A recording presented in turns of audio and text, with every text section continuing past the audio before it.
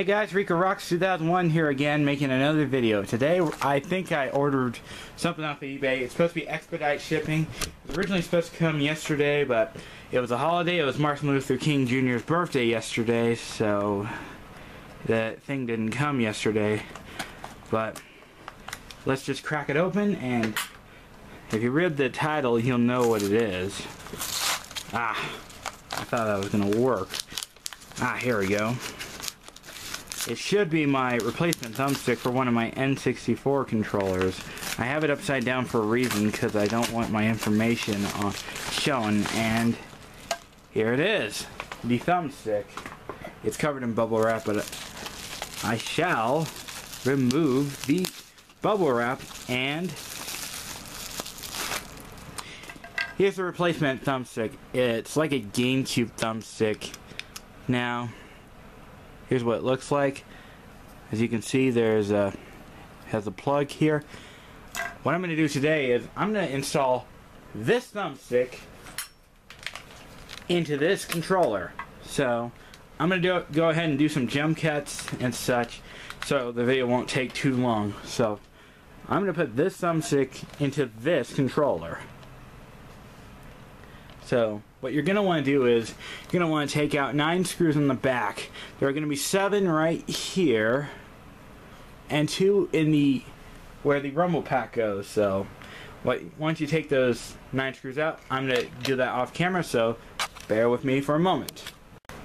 And once you finish taking out the 7 or 9 screws out, you can lift off the back and take off the shoulder buttons, because they will fall out if you leave them in.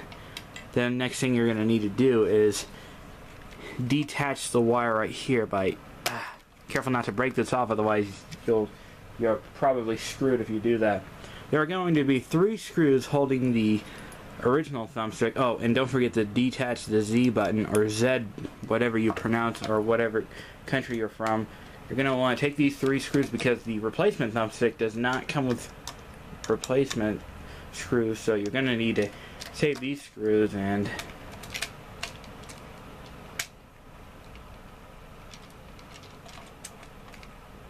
then take out the old thumbstick and bring in the new one. Here's the new thumbstick. It's like a GameCube style thumbstick.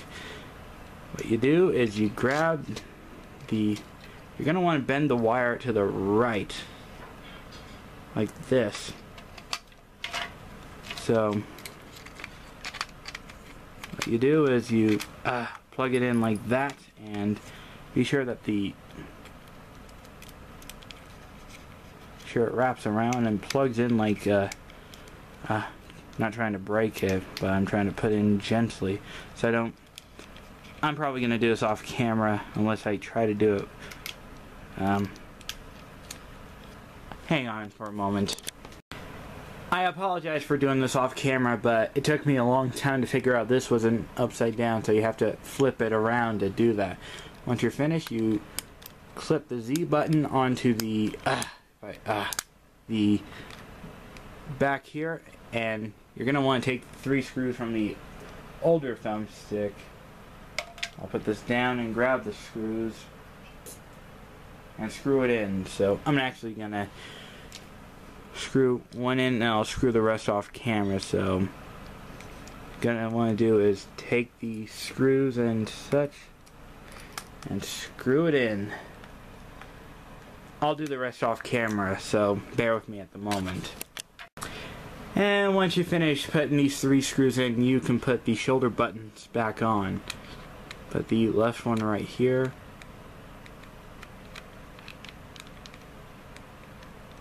and the right one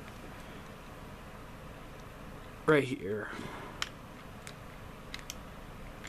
Then you place the back on, and make sure it snaps in firmly, because you don't want to put back together a controller that doesn't snap firmly. Then you have the new thumbstick. I'm going to go ahead and try it out with a game or such, so I'll try it off camera and tell you what I think, how it works and such. And that's pretty much my tutorial on how to replace this regular thumbstick with the new dialed GameCube, sort of like thumbstick.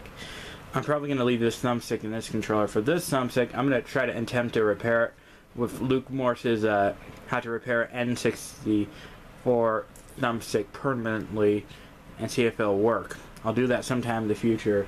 So that's pretty much my video. I'll test this out with a few games, and I'll give you my final thoughts a little later on once I actually start filming, because I have things to do, and I'll give you my final thoughts. Until then. Okay, I actually thought about making the video on my final thoughts actually quicker than I expected. Now, these new thumbsticks are, well, where I bought them, are really more amazing than I thought it'd be.